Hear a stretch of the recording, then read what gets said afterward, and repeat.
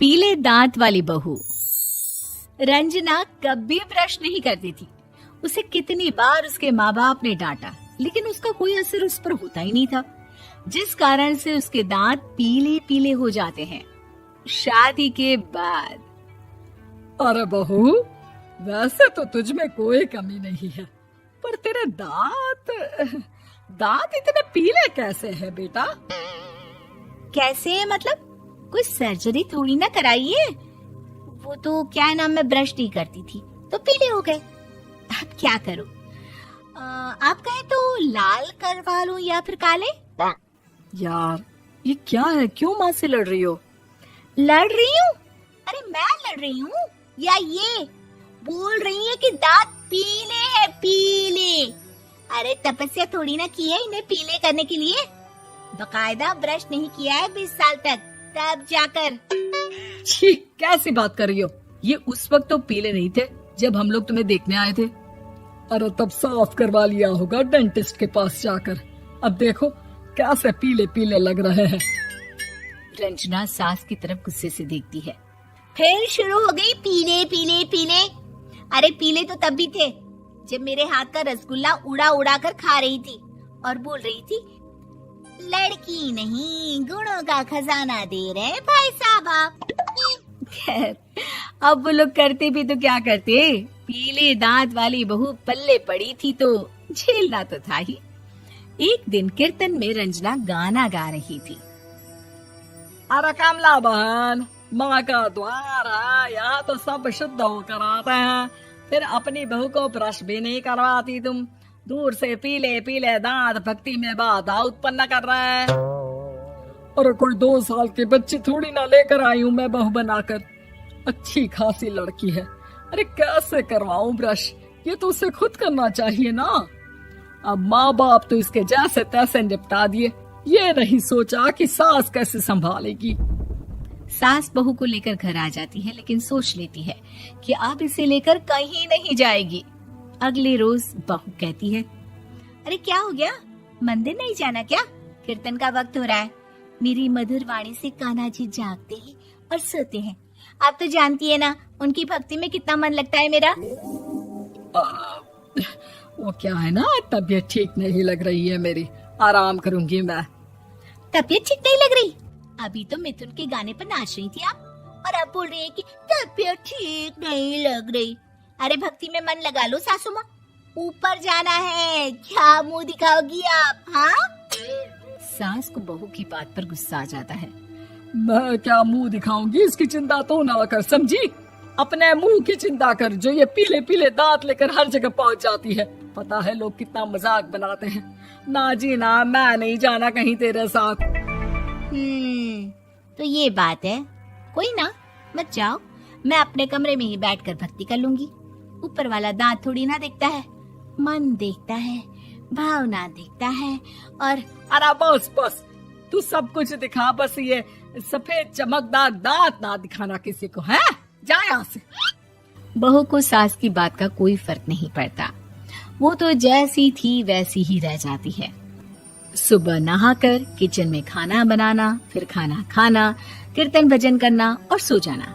एक दिन, माँ जी मैं सहेली के घर जा रही हूँ, शाम को लेट आऊंगी।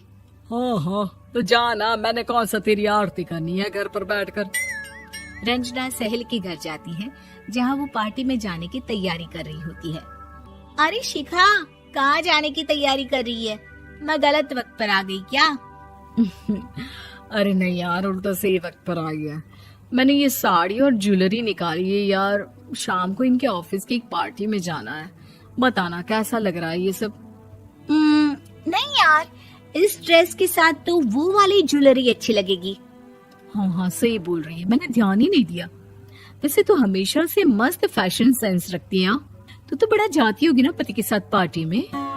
रंजना कुछ नहीं बोलती, बस सोचती है कि यार काश ये बात सही हो जाती, पर मैं क्यों नहीं जाती पार्टी में? क्या इन लोगों की कोई पार्टी होती नहीं होगी? रंजना घर आती है और रात में पति से सवाल करती है, एक बात बताइए, आप मुझे किसी पार्टी में क्यों नहीं ले जाते? क्या आपके यहाँ ऑफिस में पार्टी नहीं होती? पति बेचारा क्या कहता कि दांत पीले हैं तुम्हारे इसलिए। अरे कोई पार्टी होती नहीं हम लोगों के ऑफिस में, तो कहाँ से लेकर जाऊं? और मार्केट, मॉल, कहीं वीकेंड घूमना, कहीं तो। अरे यार सारे हफ्ते में एक छुट्टी मिलती है, तो सोचता हूँ कि आराम ही कर लूं। क्यों? रंजना मन मार के रह जाती है। पहले कभी सास के साथ मंदिर जाया करती थी, लेकिन वो भी सास ने ले जाना बंद कर दिया। घर बैठी बैठी रंजना बोर हो जाती है। तभी उसे आइडिया आता है और वो मायके जाने का सोचती है। सासू माँ, 2 दिनों के लिए मम्मी के घर जा रही हूँ। अच्छा अच्छा ठीक है, आराम से जा। और हाँ, माँ से कुछ अच्छी आदत सीख कर आना कि कैसे शरीर के हर भाग की तरह दांतों की सफाई भी जरूरी होती है, समझी? शुरू हो गई ना आप। वो लोग आपकी तरह नहीं है कि छोटी छोटी बात का बतंगड़ बना दे।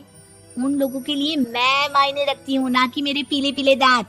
रंजना माँ को बिना बताए उन लोगों को सरप्राइज देती है, लेकिन जैसे ही वो दरवाजे पर पहुंचती है, अंदर देखती है कि घर वाले कहीं जा रहे होते हैं। अब माँ, काश रंजना दीदी के दांतों वाली प्रॉब्लम नहीं होती, तो वो भी हम लोगों के साथ चलती ना बुआ जी की बेटी की शादी में। हाँ बेटा, लेकिन अब उसे कौन समझाए कि उसको उसके पीले दांत नहीं दिखते, लेकिन उसके आसपास के लोगों को कितना एम्बैरेसिंग फील कराते हैं। मुझे तो कितनी बार उसके स्कूल की टीचर ने शिकायत की कि उसके साथ कोई लड़की बैठना भी नहीं चाहती, और ना ही कॉलेज में कोई उससे बात करना चाहता था। लेकिन पता नहीं क्यों उसे ये बात समझ में ही नहीं आती। कोई कमी नहीं है उस लड़की में, बस यही कि दांत पीले हैं। वो तो भला हो जीजा जी और उनकी माँ का, जो दीदी को जैसी है वैसे ही रखा हुआ है। रंजना को अपने घर वालों की बात सुनकर बहुत दुख होता है। वो सोचती है कि वो क्या करे, लेकिन फिर वो सीधा डेंटिस्ट के पास जाती है, अपने दांत चमकाती है और कसम खाती है कि वो रोज ब्रश करेगी। अरे क्या हो गया?